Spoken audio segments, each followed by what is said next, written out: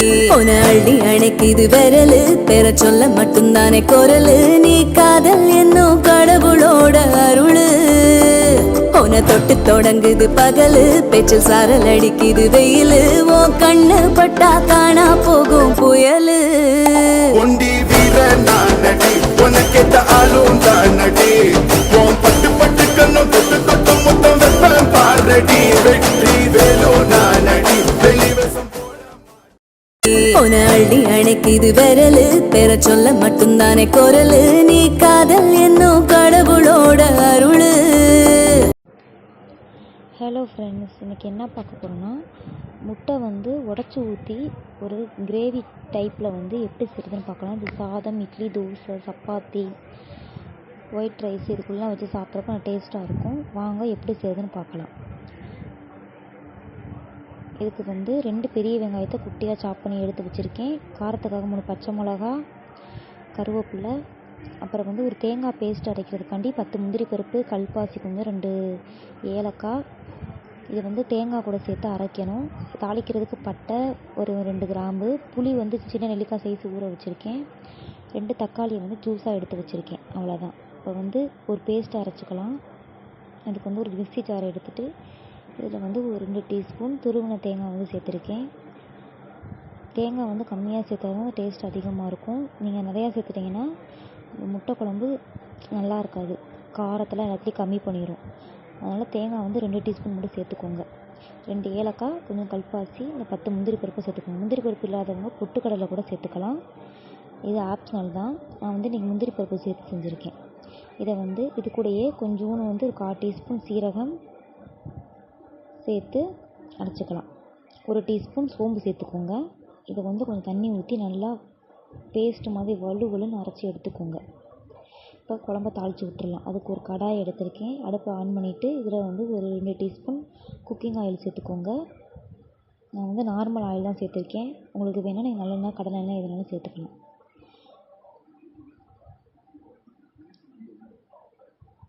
இப்போ எண்ணெய் ஹீட் ஆனோடனே இதில் தாளிக்கிறதுக்கு ஒரு 1/4 டீஸ்பூன் கடுகு, 1/4 டீஸ்பூன் உளுந்தம்பருப்பு சேர்த்து நல்லா பொரிய விடுங்க.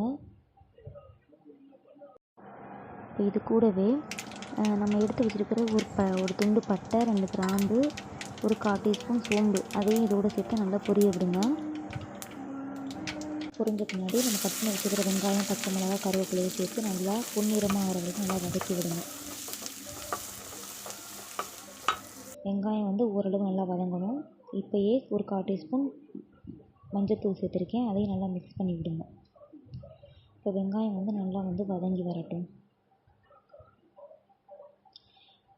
கலருக்காக ஒரு 2 டீஸ்பூன் காஷ்மீரி சில்லி சேர்த்துருக்கேன். உங்கள்கிட்ட காஷ்மீரி சில்லி இல்லை அப்படின்னா நீங்கள் ஒரு 1/4 டீஸ்பூன் தனி மிளகாத்தூள் சேர்த்து இந்த எண்ணெயை நல்லா வதக்கி விட்டிங்கன்னா குழம்பு லாஸ்ட்டில் மேலே எண்ணெய் பிரிஞ்சு வரது நல்லா கலர்ஃபுல்லாக இருக்கும்.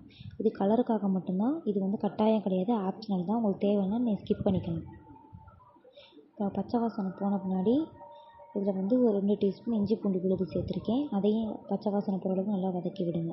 இந்த எண்ணெயிலேயே அடுப்பை லோ ஃப்ளேமில் வச்சு நல்லா மிக்ஸ் பண்ணிவிட்டு வதக்கி விடுங்க.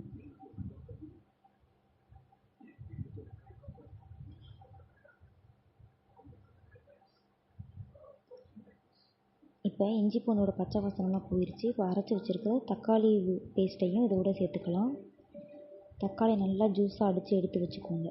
இது கூடயே கொஞ்சம் தண்ணியை ஆட் பண்ணி நல்லா அந்த தக்காளியோட பச்சை வாசனை போகிற அளவுக்கு அந்த எண்ணெயிலே நல்லா சுருள வதக்கி விடுங்க. இந்த குழம்புக்கு தேவையான உப்பையும் இதோடு சேர்த்துக்கலாம். அப்போ தக்காளி சட்டுன்னு நல்லா வதங்கி வந்துடும். எண்ணெய் நல்லா மேலே பிரிஞ்சு வந்துடும். அடுப்பை லோ ஃப்ளேமில் வச்சு செய்யுங்க. ஹை ஃப்ளேமில் வச்சிங்கன்னா நம்ம இஞ்சி பூண்டு பேஸ்ட்டு போட்டுக்கோம்ல, அப்போ ஏன்னா தண்ணி எதுவுமே ஆட் பண்ணலை, அதனால் அடி பிடிச்சிடும். அதனால் சிம்லேயே வச்சு செய்யுங்க. நல்லா எண்ணெய் பிரிஞ்சு வந்துருச்சு. இப்போ அடுப்பு சிம்லேயே வச்சுட்டு குழம்புத்தூள்லாம் சேர்த்துக்கலாம். மிளகாத்தூள்லாம் இப்போ நான் குழம்புத்தூள் வீட்டில் அரைச்ச குழம்பு மிளகாத்தூள் 2 டீஸ்பூன் சேர்த்துருக்கேன்.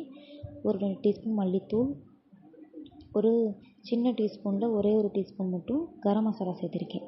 உங்கள்கிட்ட குழம்பு மிளகாத்தூள் இல்லைன்னா நீங்கள் சிக்கன் மசாலா கூட அதில் சேர்த்து செய்யலாம். நல்லா டேஸ்ட்டாக தான் இருக்கும்.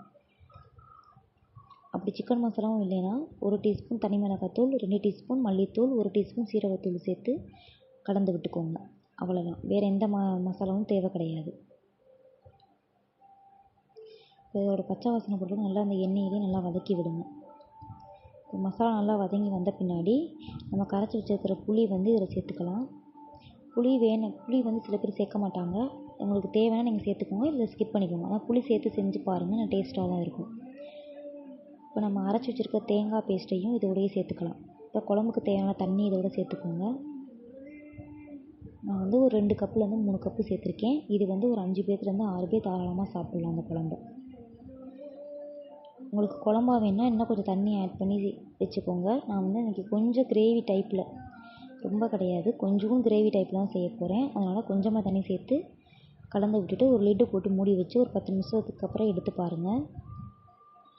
10 நிமிஷம் ஆயிடுச்சு. நல்லா வந்து குழம்பு நல்லா கொதித்து பச்சை வாசனைலாம் போய் நல்லா கொதித்து வந்திருக்கு. இப்போ செக் பண்ணி பாருங்கள், உப்பு காரம் எது பார்த்துலன்னா இப்போயே நீங்கள் சேர்த்துக்கலாம். நம்ம ஊற்றின தண்ணி வந்து ஓரளவு நல்லா திக்காகி வந்துருச்சு. இந்த ஸ்டேஜ்லேயே நான் முட்டை வந்து சேர்த்துக்கிறேன். ஒரு பவுலில் வந்து நான் உடச்சி ஊற்றி சேர்த்துருக்கேன். ஒவ்வொரு முட்டையாக நம்ம வந்து பொறுமையாக அடுப்பை சிம்மில் வச்சு சேர்த்துக்கணும். ஏன்னா முட்டை வந்து உடஞ்சி பிரிஞ்சு வந்துடும். இப்போ குழம்பு வந்து கொல கொலன்னு ஆயிரும். அதனால் நீங்கள் பொறுமையாக உடச்சி சேர்த்துக்கோங்க.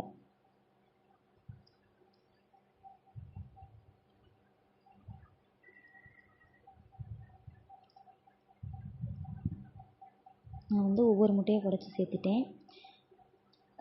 முட்டை சேர்த்த பின்னாடி கலந்து விட வேணாம். நல்லா ஒரு 5 நிமிஷம் கழித்து கலந்து பார்த்தீங்கன்னா முட்டை வந்து வெந்திருக்கான்னு எடுத்து பாருங்கள்.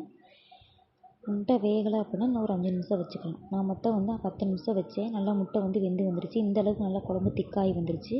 அவ்வளோதான். இப்போ வந்து மல்லித்தூளையை தூவி நம்ம அடுப்பை வந்து ஆஃப் பண்ணிட வேண்டியதான். அவ்வளோதான், சுவையான உடச்சி ஊற்றி முட்டை குழம்பு வந்து ரெடி ஆயிடுச்சு. இதே அளவோடு செஞ்சு பாருங்கள்.